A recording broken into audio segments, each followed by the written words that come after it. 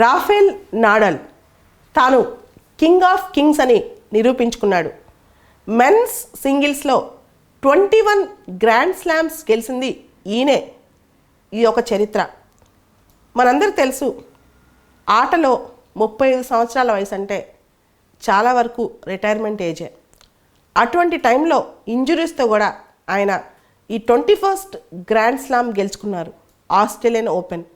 2009లో ఒకసారి Australian open title గెలుచుకుని మళ్ళీ ఆ తర్వాత 4 సార్లు ఓడిపోయి మళ్ళీ ఇప్పుడు 2022లో ఆస్ట్రేలియన్ ఓపెన్ రెండోసారి టైటిల్ గెలుచుకున్నారు.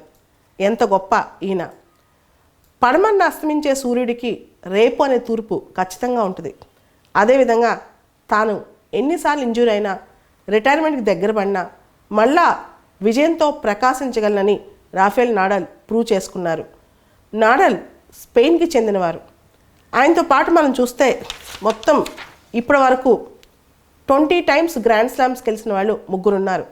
1 రాఫెల్ నాడల్, 2 రోజర్ ఫెదరర్, 3 జకోవిచ్. అయితే ఫెదరర్ ఆల్మోస్ట్ 40కి వచ్చేసారు. ఆయన భవిష్యత్తులో రిటైర్ అవ్వాల్సిందే. ఆయన ఇప్పుడు నాడల్ని బీట్ చేసే శక్తి కష్టమే. జకోవిచ్ 34 సంవత్సరాలు కాబట్టి జకోవిచ్ ఏమన్నా అవసరమైతే కనుక ఈయన కన్నా బీట్ చేసే అవకాశం ఉందన్నమాట. ఇప్పటి వరకు రాఫెల్ నాడల్ 63 గ్రాండ్ స్లామ్స్ ఆడారు. నిన్న ఆస్ట్రేలియన్ ఓపెన్లో లాస్ట్ ఫైట్ అంత ఈజీ ఏమీ కాదు. 5 గంటల 24 నిమిషాలు ఆడిన ఆట. ఇద్దరు కూడా డానియల్ మెద్వదేవ్ అండ్ నాడల్ కొదమసింహాల్లాగా ఫైటింగ్ చేశారంట. చివరికి రాఫెల్ నాడల్కి ఈ ఆస్ట్రేలియన్ ఓపెన్ వరించింది.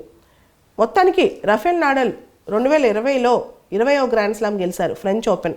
ఆ తర్వాత లాస్ట్ 1 ఇయర్ నుంచి ఇంజురీస్తోనే బాధపడ్డారు. రాఫెల్ నాడల్లో గొప్పతనం ఏంటంటే ఎన్నిసార్లు ఆయన ఓడిపోతారనుకున్నా, ఎన్నిసార్లు ఆయన పైకి రాలేరనుకున్నా, ఈరోజు కూడా నిన్న కూడా ఒక స్టేట్మెంట్ ఇచ్చారు ఆయన, నేను అసలు మళ్ళీ తిరిగి కోర్టులోకి వస్తాను లేదో నాకు తెలీదు అని చెప్పి. అటువంటి సందర్భంలో ఇది గెలవటం చాలా గొప్ప విషయం అని. సో ఒక వ్యక్తి 21 గ్రాండ్ స్లామ్స్ మెన్స్లో గెలిచారంటే అది గ్రేట్.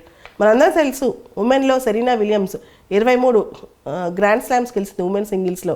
ఇప్పుడు రాఫెల్ నాడల్ మెన్లో 21 గెలిచారు. ఆయన స్పెయినియర్డ్ అంటే స్పెయిన్కి చెందిన ఆయన. ఇంత గొప్పగా ఆయన విజయం సాధించడం అందరికీ ఆదర్శం.